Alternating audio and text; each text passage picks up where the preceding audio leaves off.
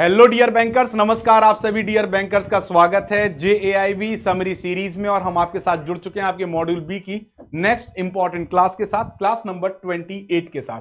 तो PPB paper 2 हम लोग यहाँ पे डिस्कस कर रहे हैं दोस्तों। आई होप आप सभी को क्लास समझ में आ रही होगी, क्लियर है। चलिए तो स्टार्ट करते हैं।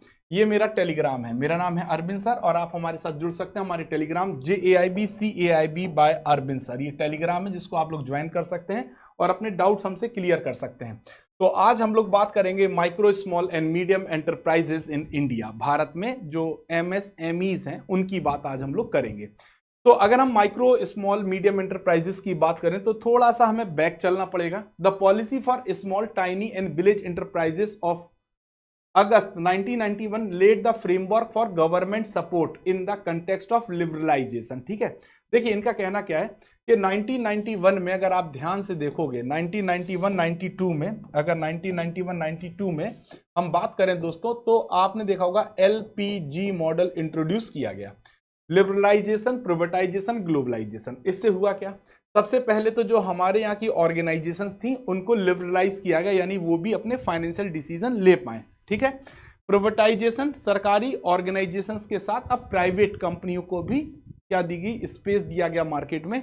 और ग्लोबलाइजेशन, हमने अपनी अर्थव्यवस्था के रास्ते विदेशी कंपनियों के लिए भी खोल दिए। ठीक, तो जब LPG मॉडल आया तो अब हमें जरूरत क्या थी, हमारे यहाँ के जो इंडिया के जो small tiny and village enterprises हैं इनको प्रोटेक्शन प्रोवाइड करने की। क्यों? क्योंकि ये मार्केट में कैसे टिक पाएंगे, है ना, बड़ी कंपनियों के सामने कैसे सरवाइव करेंगे। तो इसीलिए गवर्नमेंट सपोर्ट की बात आई और गवर्नमेंट ने प्रोटेक्शन फ्रेमवर्क पर काम करना शुरू कर दिया छोटी इंडस्ट्रीज के लिए। तो which sought to replace protection with the competitiveness to infuse more viability and growth to the MSME in the face of foreign competition and open market. तो इनका कहना क्या था कि ये जो गवर्नमेंट सपोर्ट था, गवर्नमेंट सपोर्ट क्यों प्रोवाइड किया जा रहा था? गवर्नमेंट सपोर्ट प्रोवाइड करने का जो मेन ऑब्जेक्टिव था वो ये था कि ज्यादा से ज्यादा वाइटिलिटी को बढ़ाया जाए, साथ ही साथ ग्रोथ पे काम किया जाए। किसके? हमारे जो स्मॉल ऑर्गेनाइजेशन है, और इनको उस लायक हमारे माइक्रो या जो माइक्रो स्मॉल एंटरप्राइजेस हैं इनको उस लेवल पे हम तैयार करें कि ये कंपटीशन, मतलब जो फॉरेन कंपनियों से कंपटीशन मिलना है या ओपन मार्केट में जिनका सर्वाइवल है वो सुनिश्चित किया जा सके। और इसी उद्देश्य के साथ small industries development bank of India यानी SIDBI की स्थापना की गई, और साथ ही साथ technology development and modernization fund जिसे TDMF कहा जाता है उसकी स्थापना की गई। Were created the accelerated finance and technical services to this sector. तो देखो फाइनेंस के लिए कौन काम कर रहा था? फाइनेंस के लिए किसकी स्थापना की गई कि इनको फाइनेंस मिले? SIDBI की। किसकी? SIDBI की स्थापना की गई। और टेक्निकल सपोर्ट के लिए TDMF की स्थापना की गई। तो याद रखिएगा, ठीक है। नाउ फिर इसके बाद क्या हुआ? डिलेड पेमेंट एक्ट 1993 को लाया गया, और इसका मुख्य उद्देश्य था prompt payment of dues to MSEs। Micro small medium enterprises के लिए प्रॉम्प्ट पेमेंट हो जाए जो उन्होंने क्रेडिट पे सामान बेचा है। ठीक है दोस्तों। Ministry of MSME came into being from 1999 to provide focused attention on the development or to the development and promotion of this sector। यानी अगर हम बात करें दोस्तों तो जो हमारा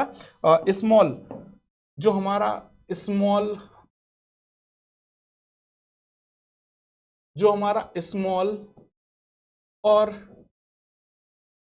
माइक्रो, है ना, या जो मीडियम एंटरप्राइजेस थी इन पे फोकस्ड अटेंशन के लिए मिनिस्ट्री ऑफ MSME की स्थापना की गई। ठीक है, अब मिनिस्ट्री ऑफ MSME फोकस्ड जो भी प्रमोशन और डेवलपमेंट का काम होगा MSMEs का वो देखेगा 1999 में। फिर credit link capital subsidy scheme लाई गई जिससे इनकरेज किया जाए technological upgradation to MSME sector. Micro small medium enterprises जो हमारा सेक्टर था इसको टेक्नोलॉजिकल अपग्रेड करने के लिए इनकरेज करने के लिए credit link capital subsidy scheme को भी इंट्रोड्यूस किया गया। Credit guarantee scheme was started to provide collateral free loan. To the micro and small enterprises, collateral free यानी बिना सिक्योरिटी के इनको आसानी से लोन मिल जाए, इसके लिए क्रेडिट गारंटी स्कीम को लाया गया।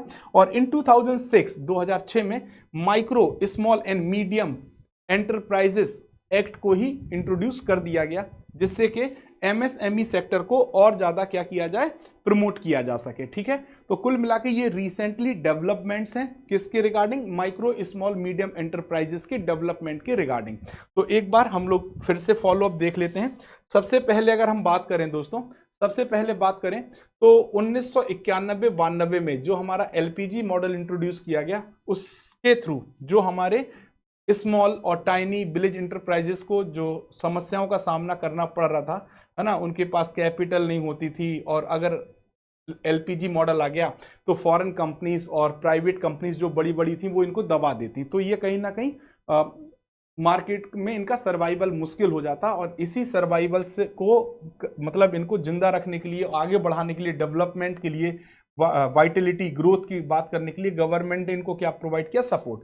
गवर्नमेंट सपोर्ट के तहत सबसे पहले एमएसएमईज को फाइनेंस प्रोवाइड किया जा सके, उसके लिए सिडबी की स्थापना की गई, और टेक्निकल सपोर्ट के लिए टीडीएमएफ यानी टेक्नोलॉजी डेवलपमेंट मॉडर्नाइजेशन फंड की स्थापना की गई, जिससे कि आसानी से इनको फंड उपलब्ध कराया जा सके टेक्नोलॉजी अपग्रेडेशन के लिए। फिर इनके द्वारा जो भी प्रोडक्शन होता है एमएसएमईज के द्वारा, उसको ये अगर क्रेडिट पे सप्लाई करते हैं तो उस क्रेडिट पे बेचे गए माल का तुरंत पेमेंट हो जाए, प्रॉम्प्ट पेमेंट हो जाए, इसके लिए भी एक एक्ट लाया गया, that is delayed payment act 1993। फिर 1999 मिनिस्ट्री की स्थापना की गई, मिनिस्ट्री ऑफ एमएसएमई की, जो कि फोकस्ड अटेंशन करेगी किसके ऊपर, एमएसएमई के डेवलपमेंट पर। फिर इसके बाद credit link capital subsidy scheme को लाया गया, और इस स्कीम का मुख्य उद्देश्य था technology upgradation in the micro small medium enterprises. ठीक है दोस्तों, क्रेडिट गारंटी स्कीम को स्टार्ट किया गया, जिससे माइक्रो और स्मॉल एंटरप्राइजेस को कोलेटरल फ्री लोन प्रोवाइड किया जा सके। और 2006 में micro small and medium enterprises act को भी लाया गया। ठीक है दोस्तों, नाउ अब एमएसएमईज का एम क्या होता, क्यों हम एमएसएमईज को इतना फोकस्ड कर रहे हैं, तो सबसे पहला high contribution to domestic production, यानी हमारे देश में जो उत्पादन हो रहा है, डोमेस्टिक प्रोडक्शन हो रहा है, उसमें इनका कंट्रीब्यूशन ज्यादा से ज्यादा हो। सिग्निफिकेंट एक्सपोर्ट अर्निंग, है ना, प्रोडक्शन ज्यादा करें, एक्सपोर्ट करें तो इनकी अर्निंग बढ़े हमारी। लो इन्वेस्टमेंट रिक्वायरमेंट, है ना, इनकी जो छोटी छोटी इन्वेस्टमेंट रिक्वायरमेंट्स है उनको पूरा किया जा सके। Operational flexibility, low intensive import, है ना, capacity to develop and appropriate indigenous technology, import substitution, है ना, जो हम हर चीज के लिए इंपोर्ट पर बेस्ड है, उसका सब्सटीट्यूट हमारे यहाँ खुद पैदा हो। ठीक है दोस्तों, contribution toward defence production, technology oriented industries और competitiveness in domestic and export market. ठीक, तो इसलिए इस पे इतना फोकस किया जा रहा। अब जब हम माइक्रो स्मॉल और मीडियम एंटरप्राइजेस की बात करते हैं तो इनकी कुछ लिमिटेशंस होती हैं। क्या होती हैं लिमिटेशंस, अगर हम लिमिटेशंस की मतलब कहां पर ये रुक जा रहा है, क्या कंस्ट्रेंट्स आ रहा है, तो at the same time one has the understand the limitation of MSMEs. पहला, इनका जो कैपिटल बेस होता है वो छोटा होता है, इनके पास उतनी ज्यादा बड़ी पूंजी नहीं होती है। कंसंट्रेशन ऑन फंक्शन इन 1 और 2%, यानी जो एमएसएमईज हैं, एक या दो व्यक्ति इसको चला रहे होते हैं। Inadequate exposure to international environment, अंतरराष्ट्रीय वातावरण या अंतरराष्ट्रीय मार्केट की हम बात करें तो इनके पास अपर्याप्त एक्सपोजर होता है। Inability to face impact of WTO regime, क्योंकि वर्ल्ड ट्रेड ऑर्गेनाइजेशन के जो रूल्स रिजिम्स होते हैं वो थोड़े से क्या होते हैं, कठिन होते हैं, तो इनकी उतनी क्षमता नहीं होती कि WTO रिजिम के इम्पैक्ट को ये फेस कर पाए। Inadequate contribution toward research and development, अब इनके पास उतनी कैपिटल ही नहीं है कि ये रिसर्च एंड डेवलपमेंट में लगाएं और नई चीज़ों को डेवलप करें। लैक ऑफ प्रोफेशनलिज्म, इनके पास प्रोफेशनलिज्म की भी कमी होती है। ठीक है दोस्तों, तो ये सब इनकी लिमिटेशंस हैं। अब अगर हम बात करें micro small and medium enterprises development act 2006, है ना, ये जो एक्ट आया था micro small and medium enterprises development act 2006, अगर हम इसकी बात करें तो इन जुलाई 2006 में micro small and medium enterprises development act 2006 को नोटिफाइड किया गया। और इस एक्ट के तहत जो हम इंटरप्राइज वर्ड यूज कर रहे हैं, पहले हमारे पास क्या होती थी, स्मॉल इंडस्ट्री, हम इस इंडस्ट्री वर्ड को यूज करते थे, इंडस्ट्री वर्ड को रिप्लेस किया गया एंटरप्राइजेस से।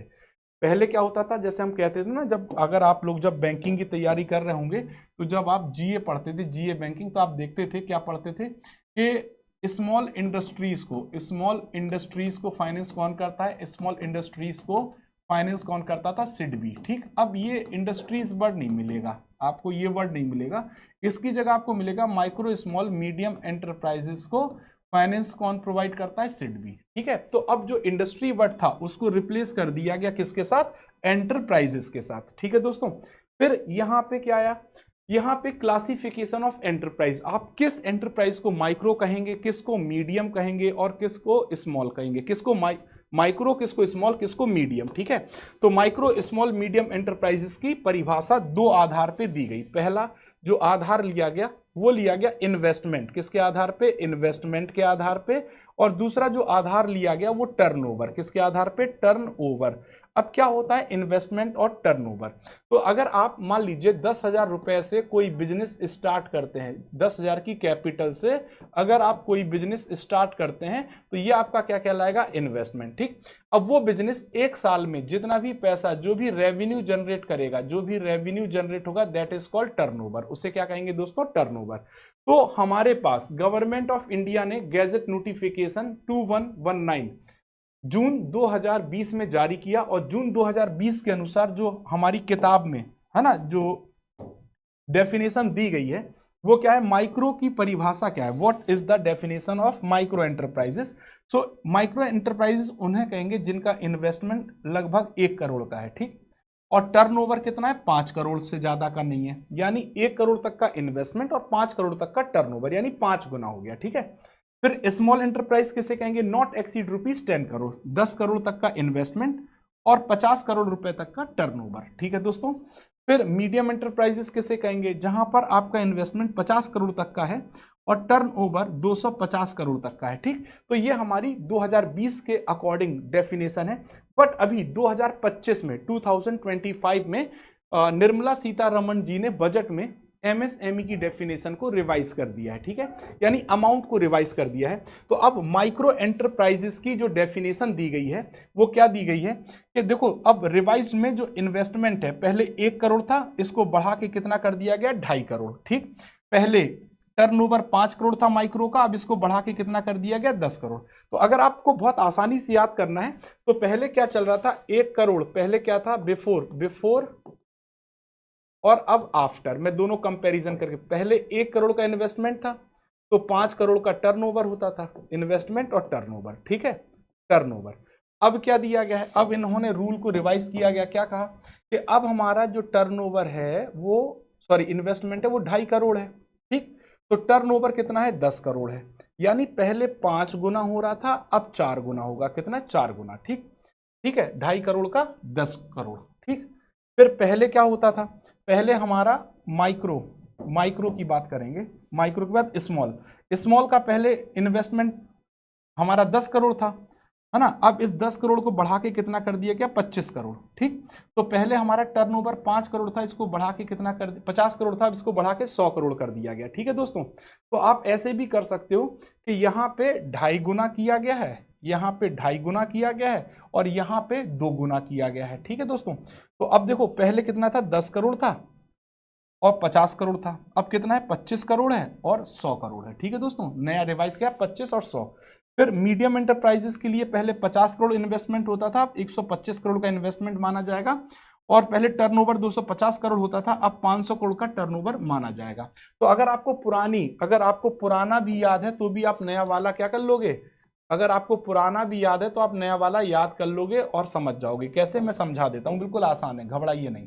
देखो, सबसे पहले यहां पे लिखते हैं इन्वेस्टमेंट, पहले कितना था, 1 करोड़ का इन्वेस्टमेंट था, किसके लिए, माइक्रो के लिए। ठीक, स्मॉल के लिए कितना था, 1 करोड़ के बाद 10 करोड़ का। ठीक है, और मीडियम के लिए कितना था, मीडियम के लिए कितना था, 50 करोड़ था। ठीक है, पहले इन्वेस्टमेंट की बात कर रहे हैं, किसकी बात कर रहे हैं, इन्वेस्टमेंट। अब ये 2.5 करोड़ हो गया, कितना हो गया, 2.5 करोड़।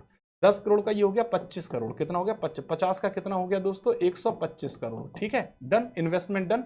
अब हम किसकी बात करेंगे, टर्नओवर की, किसकी बात कर लेते हैं, टर्नओवर की। टर्नओवर की अगर हम बात करें तो टर्नओवर पहले कितना था, माइक्रो, स्मॉल और मीडियम। ठीक, पहले कितना होता था, पहले 1 का 5 करोड़ होता था, पहले 5 करोड़ होता था, तो अब ये 5 का कितना हो गया, 10 करोड़ हो गया नया। ठीक, पहले 10 करोड़ होता था, पहले कितना था, 10 का 50 करोड़, पहले 50 करोड़ होता था, अब ये कितना हो गया, 50 का दूनी 100 करोड़। ठीक है, डन है। और पहले कितना होता था, 50 का 250, 250 करोड़ था, इसका अब हो गया 500 करोड़ का टर्नओवर। ठीक है, डन है। तो ये नया टर्नओवर है, ये पुराना टर्नओवर, ये पुराना इन्वेस्टमेंट है, ये नया इन्वेस्टमेंट। ठीक है, तो याद रखिएगा। अब देखो composite criteria for investment and turnover, इन्होंने 2 गाइडलाइंस भी दी हैं कि कंपोजिट क्राइटेरिया क्या होगा इन्वेस्टमेंट और टर्नओवर का। सबसे पहले, if an enterprise crosses the ceiling limit specified for the present category in either of the 2 criteria, investment and turnover, it will cease to exist in that category and be placed in the next higher category, but no enterprise shall be placed in the lower category unless it goes below the ceiling limit। कुल मिला के simple है, इनका कहना है कि अगर चाहे कोई माइक्रो हो, स्मॉल हो और मीडियम एंटरप्राइजेस हो, ठीक है दोस्तों, तो अगर ये इन्वेस्टमेंट या टर्नओवर की जो इनकी लिमिट दी गई है, ठीक है, अगर ये उस लिमिट में किसी एक में भी अगर क्रॉस कर जाते हैं उस लिमिट को, तो फिर ये उस वाली कैटेगरी में ना आके नेक्स्ट वाली कैटेगरी में आ जाएंगे। ठीक है, जैसे मान लीजिए कोई एक एंटरप्राइजेस है ABC, ठीक है, और इसका इन्वेस्टमेंट कितना है, इनका इन्वेस्टमेंट है मान लीजिए 9 करोड़, कितना है, 9 करोड़ का इन्वेस्टमेंट है, और टर्नओवर कितना है, टर्नओवर कितना है, टर्नओवर कितना है, मान लीजिए यहां से देख लीजिए 9 करोड़ का इन्वेस्टमेंट है, टर्नओवर इनका हो गया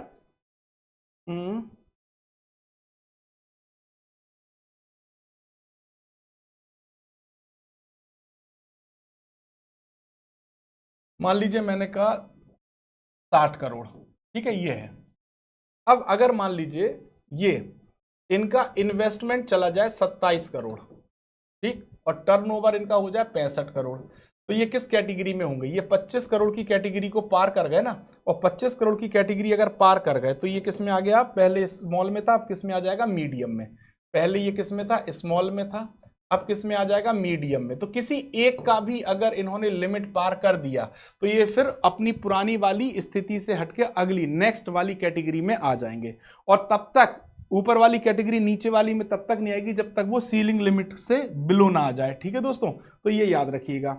अब देखिए एक और पॉइंट इन्होंने कहा है कि जब हम GST goods and service tax identification number की बात करते हैं, listed against the same permanent account number, अगर मान लीजिए किसी एक पैन नंबर से, ठीक, एक पैन नंबर से किसी भी बिजनेसमैन ने, है ना, मान लीजिए 5 फर्म चला रहा वो, 1 2 3 4, और सबका जीएसटीआईएन अलग है, सबका जीएसटीआईएन अलग है, बट अगर हम जीएसटीआईएन अलग है, जीएसटीआईएन अलग है सबका, ठीक है, चारों फर्म का अलग है, बट ये चारों किससे कनेक्ट हैं, एक पैन कार्ड से, तो इन सब को हम एक एंटरप्राइज मानेंगे। इसका जो डेटा लेंगे वो हम कंपोजिट लेंगे, क्या लेंगे दोस्तों, कंपोजिट, है ना, एक ही एंटरप्राइज हम मानेंगे। यही बात यहां पे बताने का प्रयास किया गया है। ठीक है दोस्तों, calculation of investment in plant and machinery और इक्विपमेंट, आप कैसे कैलकुलेट करेंगे इन्वेस्टमेंट जो भी प्लांट मशीनरी इक्विपमेंट में किया गया है, तो इन्होंने कैलकुलेशन के लिए बताया था, calculation of investment in plant and machinery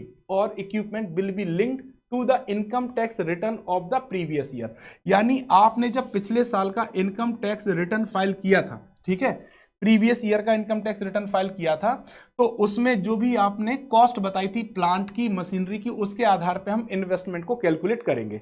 अब जो पुरानी एंटरप्राइज है उसका तो आपने प्रीवियस ईयर का इनकम टैक्स रिटर्न ले लिया, लेकिन अगर कोई नई एंटरप्राइज स्टेब्लिश होती है तो उसको हम कैसे काउंट करेंगे, उसको काउंट करने का तरीका क्या है कि जो भी न्यू एंटरप्राइज होगी इन्वेस्टमेंट, वो उनसे हम self declaration of the promoter, यानी जिसका बिजनेस है उससे हम सेल्फ डिक्लेरेशन लेंगे, और after 31 March of the financial year, है ना, उन्हें क्या फाइल करना होगा, अपना पहली बार इनकम टैक्स रिटर्न। ठीक, अब ये जो इन्होंने डिक्लेरेशन दिया कि हमारे इतने की ये मशीन है, इतने की ये मशीन है, उसे किस आधार पे आप कैलकुलेट करोगे, the expression of plant machinery और equipment shall be same meaning as the income tax rule 1962। जो इनकम टैक्स रूल 1962 में है उसी के आधार पे आपको प्लांट मशीनरी और इक्विपमेंट को डिस्क्राइब करना है। ठीक है, फिर इन्होंने क्या लिखा है, परचेज। जब आप कोई भी परचेज इनवॉइस लगाएंगे डिक्लेरेशन में कि आपके पास कितने कितने का इन्वेस्टमेंट है, तो परचेज इनवॉइस लगाएंगे और उसमें से आपको एक्सक्लूड कर देना है जीएसटी को। ठीक है, जब आप सेल्फ डिक्लेरेशन बेसिस पर अपना क्या प्रोवाइड करेंगे, इंफॉर्मेशन प्रोवाइड करेंगे अंडर द आईटीआर। ठीक है, so the cost of certain item specified in the act such shall be excluded. तो आपका जो एक्ट है ना, इनकम टैक्स एक्ट है, उसमें कुछ आइटम्स के लिए स्पेसिफाइड किया गया तो उसको आपको एक्सक्लूड करना है।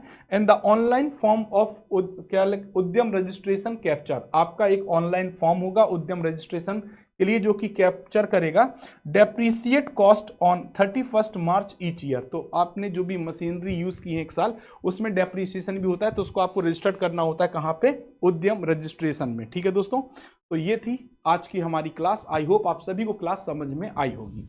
और ऐसे ही यदि आप नवंबर 2025 एग्जाम को टारगेट करना चाहते हैं तो आप जुड़ सकते हैं हमारे वन स्टॉप सोल्यूशन के साथ, हमारे GAIB महापैक के साथ, जहां पे आपके चारों कंपलसरी पेपर कवर हो जाते हैं और यहां पे आपको मल्टीपल बैचेस प्रोवाइड किए जाते हैं।